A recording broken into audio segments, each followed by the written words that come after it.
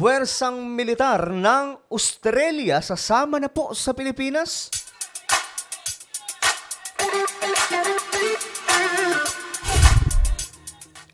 Hello guys, magandang oras po sa lahat ng mga nanonood ngayon, lalong-lalo na po yung mga solid sangkay dyan. Bago tayo mag-umpisa mga sangkay, pakisubscribe po muna yung ating YouTube channel, lalong-lalo na po yung mga bago pa lang na nanonood, no? Sa ibaba ng video na to, may makikita po kayong dyang subscribe. Pindutin nyo lamang po yan, tapos i-click nyo yung bell at i-click nyo po yung all. Ganyan lamang po kadali, no? Napakadali mga sangkay.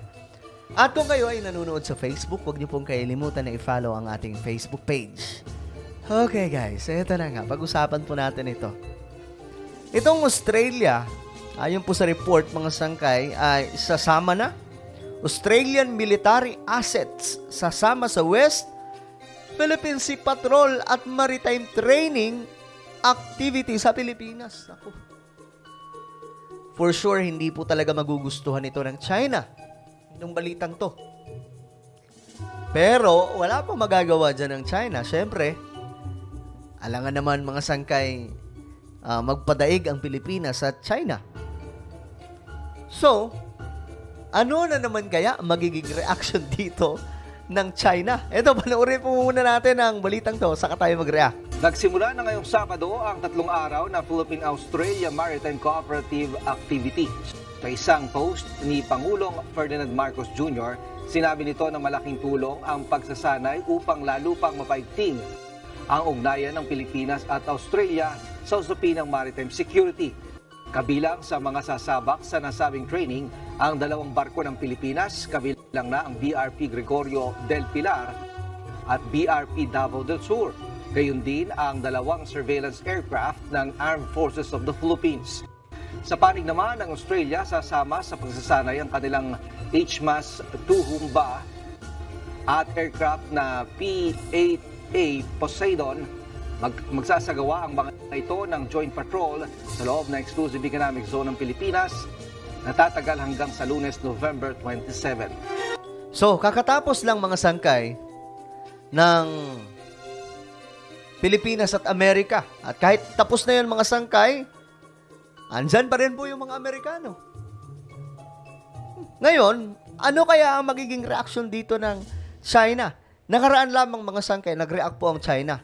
Sabi po nila, itong ginawa ng Pilipinas na paghingi ng tulong sa mga bansa dyan, kagaya ng Amerika, napag-uudyok ito ng malaking kaguluhan dito sa ating rehiyon. Dyan sa West Philippine Sea. Hindi naman nanggugulo ang Pilipinas eh. Ang nanggugulo, China.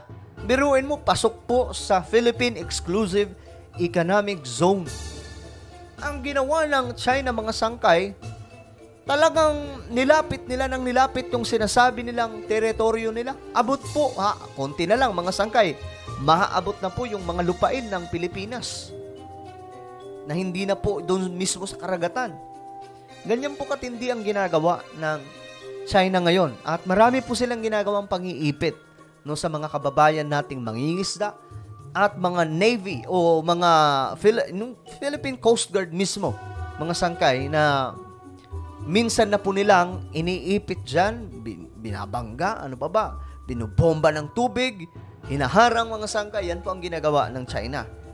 So, ang Pilipinas, let's be honest, hindi po talaga kaya ng Pilipinas na mag-isa lang dahil wala na po tayo sa panahon ni Pangulong Ferdinand E. Marcos.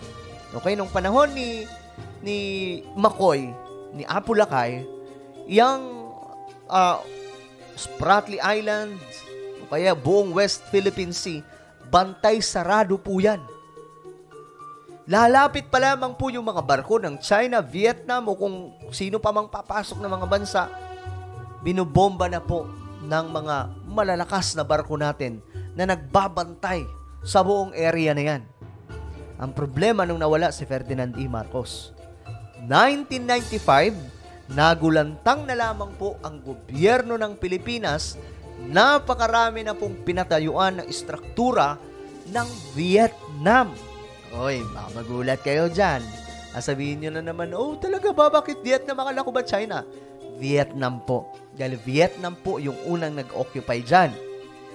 Of course, anti-China po tayo dahil pro-Philippines ako eh. Hindi po ayoko talaga sa China. Okay? Ayoko rin sa Amerika. Pero mga sangkay, pwede naman tayong, kumbaga, pwedeng gumit na tayo pagdating sa away po ng Amerika at China kasi sila naman po talaga yung nagsasalpukan.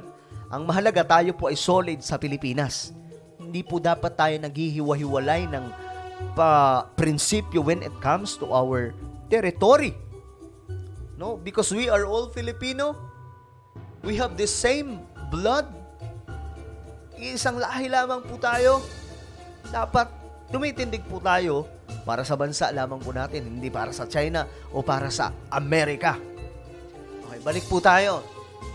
Ngayon, mga sangkay, ang may pinakamaraming istruktura dyan na pinatayo at mga reclamation, wala pong iba kundi ang Vietnam. And I don't know bakit ito mga politiko natin, ayaw po talaga nilang banggitin. Kahit man lang sabihin nila, nalaman ko na ang Vietnam pala, marami na rin ginagawa dyan. Diba? Balit, wala pong wala pong, ilang beses na po tayo nag-call out. Maraming beses na. Wala pong reaction yung kahit man lang mapag-usapan dito, i-call out, no? So sana po bibilib po talaga ako, may isa lamang pong senador na banggitin sa Senado, i-call out ang Vietnam. Nasasabihin, kayo Vietnam, bakit nyo ginagawa itong reclamation dyan sa West Philippine Sea? Kapag may gumawa ng ganon, ibablog kita kaagad, sir o ma'am. Sasaluduhan kita kaagad. Again, wala po ako sa politika dahil ayoko na talaga sa politika. Kayo na mismo humusga sa politics sa Pilipinas. Tingnan nyo yung politika sa Pilipinas. Magulo, away ng away, instead na tumulong na lamang, gagawin pang, alam nyo, pinupolitika lahat ng pagtulong, lahat ng actions. Diyos mio, Marimar. Wala na po.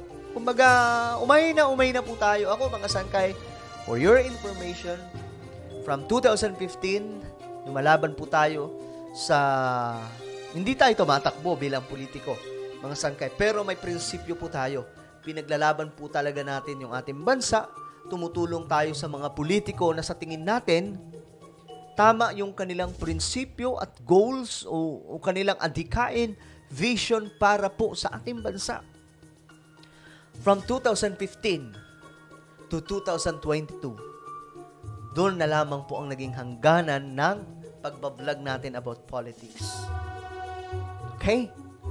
Dahil nitong 2023, tinapos na po natin lahat, mga sangkay. Though, syempre, mga kaibigan pa rin po natin yung mga politicians, mga sangkay, no? Hindi po natin talaga kinakalimutan ng mga yan. Mga kaibigan pa rin natin sila. Pero pagdating po sa content, hindi na po natin talaga kino-content sila, mga sangkay. Siguro maliban kay Attorney Gadon. Attorney Gadon talagang, kilala ko kasi yung taong yun eh. Alam ko yung niya, alam ko yung prinsipyo at iniisip niya, mga sangkay. Tayo kasi ang ahala lamang po natin, siya eh, matapang, palasigaw. Pero in real life, naku, mga sangkay, ibang-iba po yan. So, dito, ano kaya ang magiging reaksyon ng China? Malamang magagalit po ang China. Hindi na po tayo magugulat dyan. Subalit, ipagdasal po natin ang ating bansa na hindi po talaga tayo humantong sa digmaan kagaya po ng nangyari sa Israel laban sa Hamas o Ukraine laban sa Russia. Let's pray for our country. Pilipinas, magkaisa po tayo sa pananalangin sa lahat po ng mga Kristiyano, lahat po ng mga born-again Christians dyan. Please pray for our country. Pray for our leaders na hindi po tayo ipahamak ng mga yan, bagkus dalhin po tayo sa kapayapaan at kabutihan. Well, ano po ang inyong komento, mga sangkay, tungkol po dito? Just comment down below. Now guys, I invite you. Meron po akong Facebook group, okay? Tawag po dito ay Fukbong Solid Sangkay. So marami-rami na rin po ang nandito, mga sangkay. Hanapin nyo na lamang po ito sa Facebook.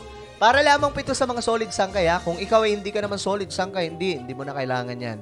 Okay, dahil lahat ng nandito, mga solid sangkay lang. So, hanapin nyo lamang po ito sa Facebook. Kapag nakita nyo na ito mismo, hukbong solid sangkay, okay, pasok kaagad kayo at i-approve po kayo ng mga admin dito. Okay, ayan, welcome na po natin yung iba mga sangkay ng mga bagong salta. At ito, medyo marami-rami din po sila mga sangkay. Alright, ako na po ay magpapaalam hanggang sa muli.